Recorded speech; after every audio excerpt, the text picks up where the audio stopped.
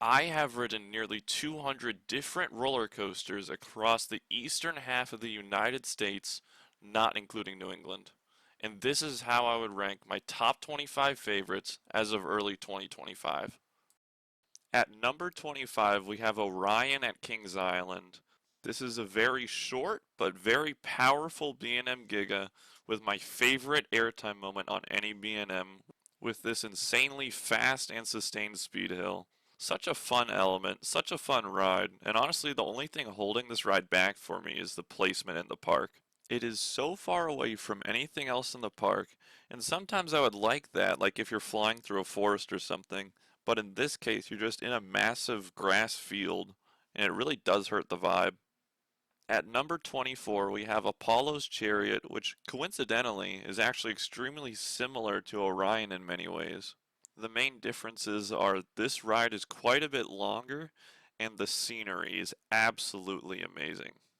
If Orion had this scenery, I genuinely think it could be top 10 for me.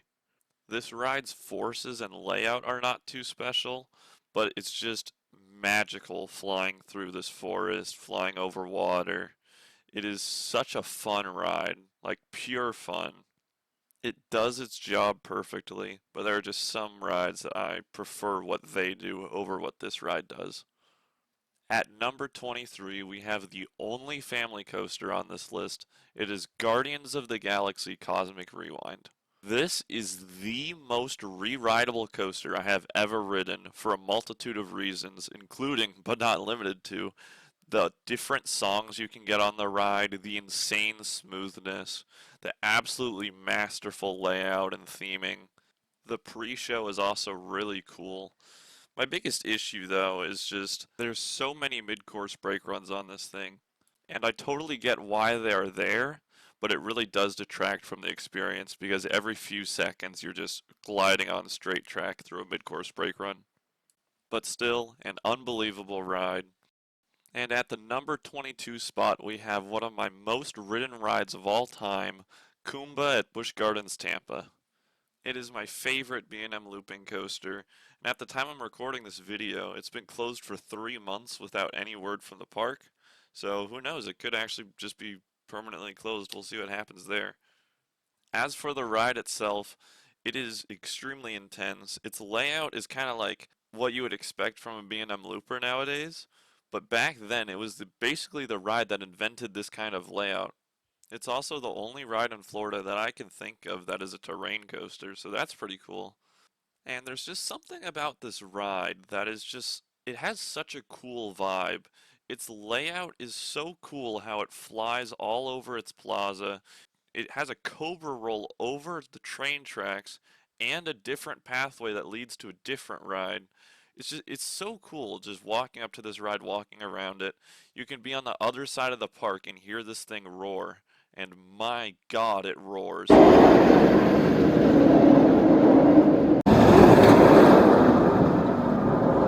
Oh, also, this used to be my second favorite coaster 4 years ago, so that's pretty cool. At number 21, we have Twister at Knoebels, or Nobles, or Nobels, I don't know how to say it. I love these types of rides. These kind of 2000s era wooden coasters that focus on lateral G forces, and this ride does that extremely well. This helix in the middle of the ride, it just pins you to the side of your seat. It is so much fun. When I rode it, it was also very smooth. And it also has a really fun ending with like two off-axis hills, and it banks the complete opposite way that it's supposed to bank. And it's just a ton of fun. And there's a few more rides like it higher up on the list. At number 20, we have my favorite GCI wooden coaster, and that is Mystic Timbers at Kings Island. This is another really smooth wooden coaster, but with a completely different goal than Twister. This one focuses on low to the ground speed and airtime, and it really delivers on those fronts. Another thing it delivers on, surprisingly, is theming.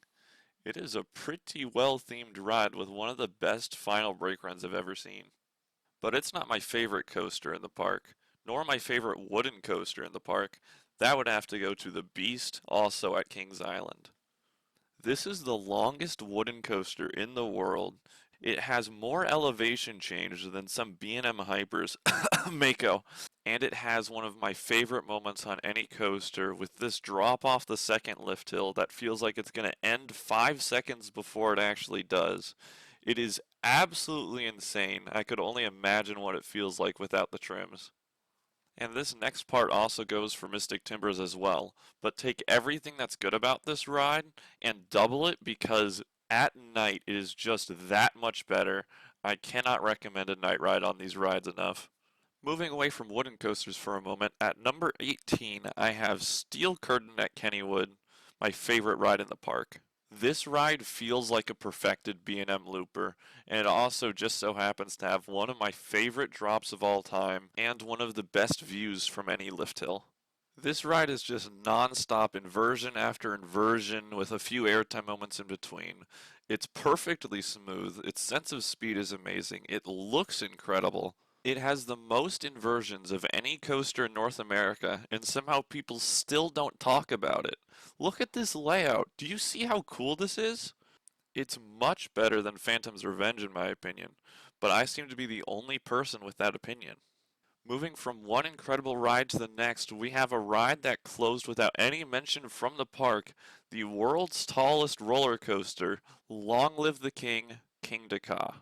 And I don't have it this high because it's closed or anything like that. I have it this high because it was such an insane ride. Genuinely the last time I have ever been legitimately scared on a roller coaster. In August of 2022, in the back row, I got only one ride, sadly, and that one ride was one of the craziest experiences of my entire life. It was extremely rough, but to be honest, that kind of just added to the intensity. One of the craziest rides ever built. Cannot believe it's gone. At number 16, we have a coaster that's not too far away from King Ka, Sky Rush at Hershey Park. This ride has another one of my favorite drops of all time, and possibly the most intense airtime of any coaster I've ever ridden. This ride does have a few flaws, though. For one, the trains, when I rode it at least, because they were changed recently, the restraints and the seating setup was just, it was so uncomfortable. And the other biggest issue with this ride for me is that the layout really isn't that good. There's nothing really unique here. The only thing that makes it really good is just how fast it goes through everything so it pulls insane forces. It's a minor issue, but it does start to matter quite a lot when you reach your top 15 favorite rides of all time. At number 15, we have the third Intamin in a row, and it's in the same park as Sky Rush. We have Storm Runner. This was my first hydraulic launching roller coaster.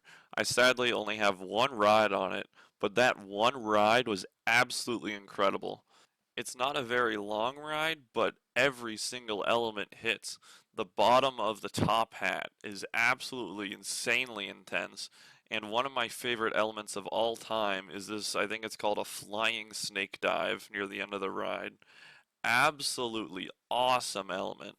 It does have some pretty uncomfortable trains though, and also it's not the longest ride, which is why it does not place higher. Still an awesome ride though. At my number 14th spot, I have Goliath at Six Flags Over Georgia, another one of the most underrated coasters I have ever ridden. This ride is amazing for multiple reasons. The two biggest ones for me, though, are that this is the only B&M Hyper that I've ridden that I would call aggressive, and it also has an incredible setting. Throughout this entire ride, you're flying over streets, the entrance to the park, sidewalks within the park, sidewalks outside of the park. It is such a cool feeling. Another huge plus with this ride is its layout. Its second drop is bigger than the first. It doesn't have a mid-course brake run. It has a massive intense helix at the turnaround point, and it has legitimate ejector airtime into the brake run. Really, the only flaw with this ride is it's a little short, and it is pretty rough if I'm honest. At the number 13 spot, we have my highest ranked B&M coaster, and it is the tallest coaster in the world with a lift hill, Fury 325. Not gonna lie, it was pretty close between this and Goliath as my favorite B&M, but what gave this ride the edge is its sheer speed. You go down a 300-foot drop, and then you go through one kind of like tall turn, and after that turn, you stay so low to the ground for the rest of the ride. It is really cool. The biggest issue with this ride is its second half, sadly.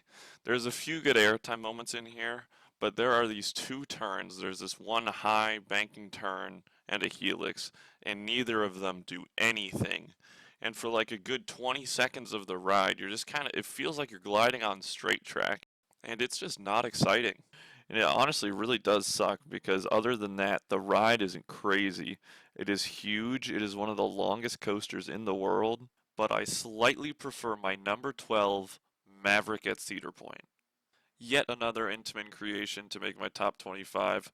This time it's a multi-launch coaster with some really snappy transitions, a great layout, it's a long ride, an incredible first drop, and two of my favorite elements of all time with that second launch and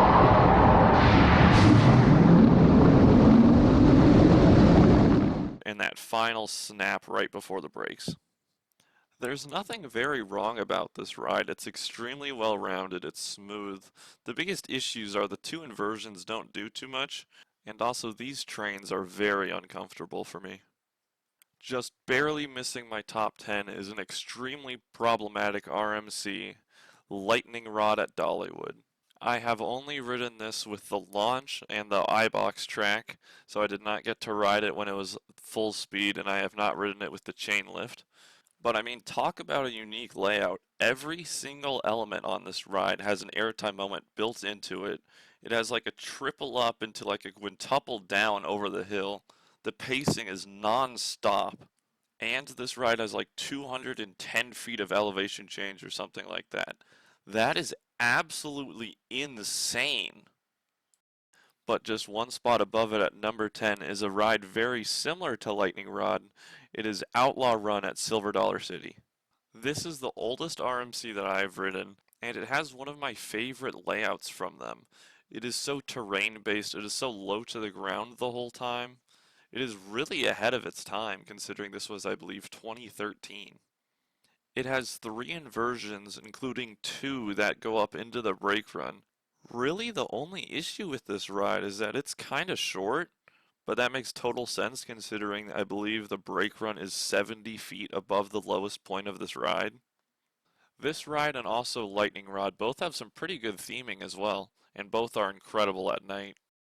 And yet another ride that's incredible at night is the Legend at Holiday World. Every single time I ride this, it gets better than the last.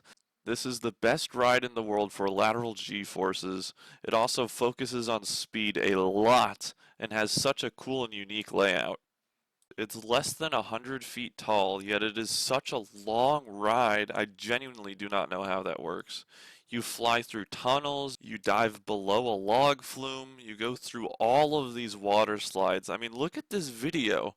You are doing a turnaround inside of a water park, and it is awesome. And I haven't even mentioned my favorite part of the ride yet. This double helix that basically doesn't have any banking is one of the craziest elements I've ever experienced, and I absolutely love it. And even after an over 100-foot drop, multiple airtime hills, like I believe 5 tunnels, a double unbanked helix, you still have one more section to go, and it is essentially Mystic Timbers because GCI came in and redid the ending of this ride. They did a fantastic job. So you essentially have the best of Twister, Mystic Timbers, and a few other rides just built into one, and somehow people still don't love this ride. I don't understand it. On the contrary, at the number 8 spot, we have a wooden coaster that everyone loves, El Toro at Six Flags Great Adventure. In terms of rides with the most intense airtime, I think it has to be either Skyrush or El Toro. I prefer El Toro over Skyrush though because these trains are way more comfortable. The layout itself is just better in my opinion. And this ride has the single best airtime moment I have ever experienced with that Rolling Thunder hill. It sends you to the moon. It is awesome. This is the most intense wooden coaster I've ever experienced. I remember being visibly shocked at some of these airtime hills the first time I rode it. A few downsides to this ride though. There's a few dead spots and it's pretty rough at some points. They're gonna retrack the ride soon though, so who knows, maybe it'll actually go up in my list because this ride smooth would be an absolute weapon of an attraction. At number 7, we have the most well-rounded coaster I have ever ridden, and that is Jurassic World Velocicoaster at Universal's Islands of Adventure. This is a ride that has it all. It has perfect trains, it's super smooth, an incredible layout, some of the coolest theming I've seen on any thrill coaster. It is in such a cool area of the park with the Mosasaurus roll right over the water. This is many people's favorite roller coaster, and I do not blame them at all. This thing is absolutely awesome. My favorite element on it has to be that second launch. It's so awesome, pretty forceful as well. On the contrary, though, I don't like how the first half of this ride is quite a bit more tame than the second half. Some people might like that because it feels like it's building on itself, but I personally prefer when rides are extreme throughout the whole ride. Another thing that I don't love about this ride is that it's just not super intense. It's not that crazy.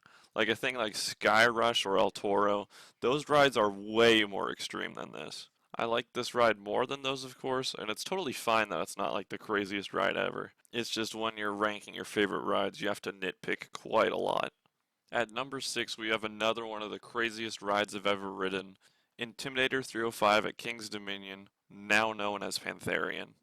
This thing has the whippiest transitions in the world, it has the most intense moment on any coaster with that first turnaround, and it has some pretty good airtime.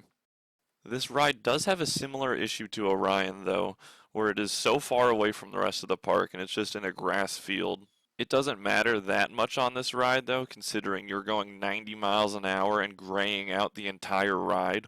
But it would still be nice to have more landscaping or path interactions back there. I know I've mentioned this multiple times, but these trains just are not comfortable for me. This goes for Maverick, it goes for King Ka, Storm Runner, and quite a few other rides. It's a pretty big downside for me. Moving on to a ride with trains that I love, the fourth Intamin in a row, and my highest ranked Intamin, Millennium Force. This is my favorite Giga Coaster. It is nowhere near as crazy of a ride as like Intimidator 305, but the sense of speed, the smoothness, the location, flying over rides, when you're on the lift hill you can look off to the right and see all of Cedar Point. You look off to the left, you see Lake Erie and Sandusky, Ohio. It is magical. The common complaint this ride gets is that it's not very intense and it doesn't pull a lot of forces. Which at times I can agree with you. There's some points of this ride where it just kind of feels like you're gliding on straight track. But there are points like that first overbank that are extremely intense. So I personally disagree with this, but I know where people are coming from. I don't ride Millennium Force for an insane ride though. I ride it for the views, how comfortable it is, and the unbeatable sense of speed that this ride delivers.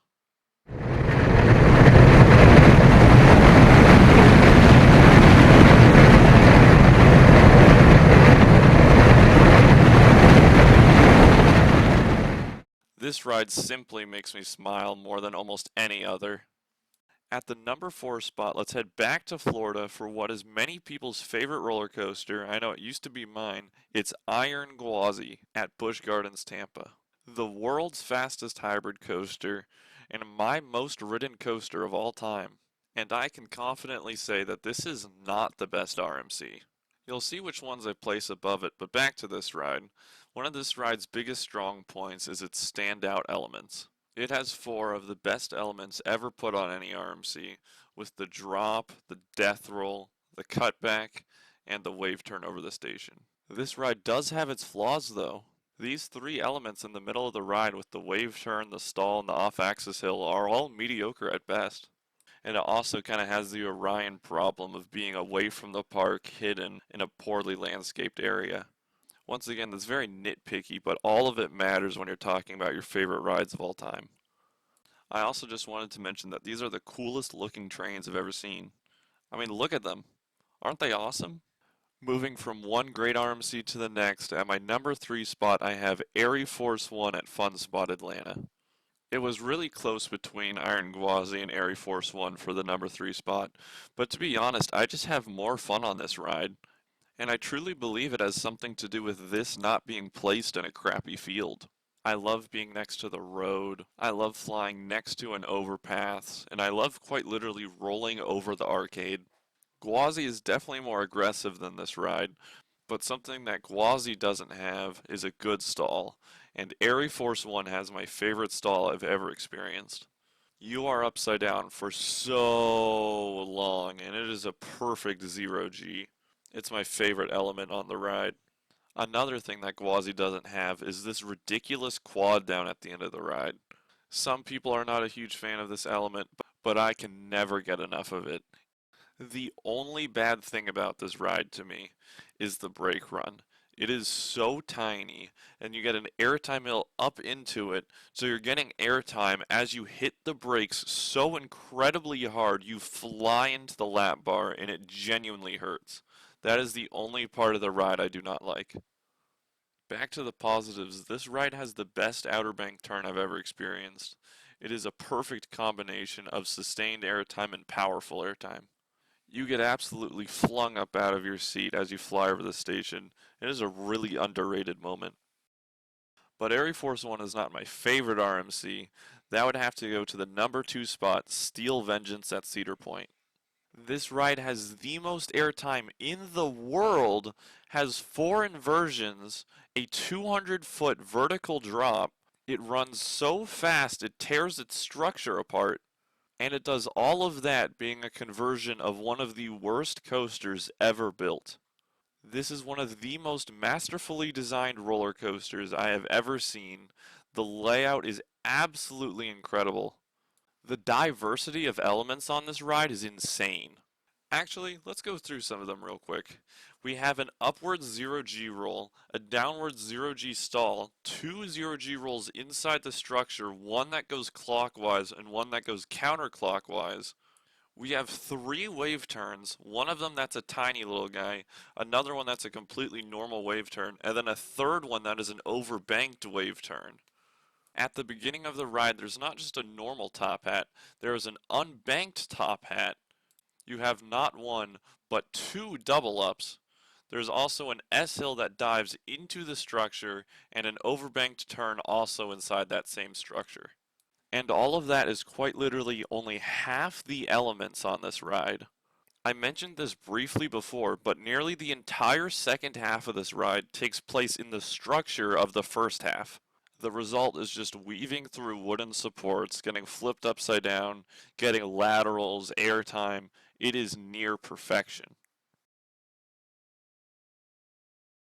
Moving on to my favorite coaster that I have ever ridden, the insanely fast-paced, the airtime filled, one of the longest wooden coasters in the world, Voyage at Holiday World. In terms of layout, in terms of pacing, in terms of that out of control feeling, this ride cannot be beat. It has 100 seconds of prime ride time, which means that is not including the brake run, that is not including the lift. In terms of actual ride experience, it is over 100 seconds long. Each half of this ride would have made the top 25 by themselves, but the fact that they're together makes it just that much better. I would go through this layout element by element, but there is just so much to go through. I could legitimately be sitting here for 20 minutes talking about it. So instead, I'm just going to mention my favorite moments. This unbanked lateral speed hill with both ends of it being in tunnels is absolutely awesome. This double down as you enter the spaghetti bowl turnaround is crazy as well. I, of course, can't forget to mention the triple down off of the mid-course that is completely in the dark, and my personal favorite section of the ride with this 90-degree banked turn to the right, a little step down into an S-hill over the lift hill, and it then dives under the station. How awesome is that? There is a few things that make this ride experience even crazier somehow, and those are riding it at night is a different beast. This is the best night ride of any coaster in the world. And if you're lucky enough, once or twice a year, they have an event where they turn the mid-course brake run trims off. It makes the ride run even faster. They only do it at night, once or twice a year. I was lucky enough to experience it, and I can confirm it is pure insanity. Thank you so much for watching. I know I don't normally do videos like this, but I'd like to do more in the future. This was kind of fun. Let me know what you thought of my list in the comments below, and also drop your lists of your favorite rides in the comments. I'd love to read them. And on that note, I'll see you in the next video. Goodbye. Clear, boys, clear, that's that.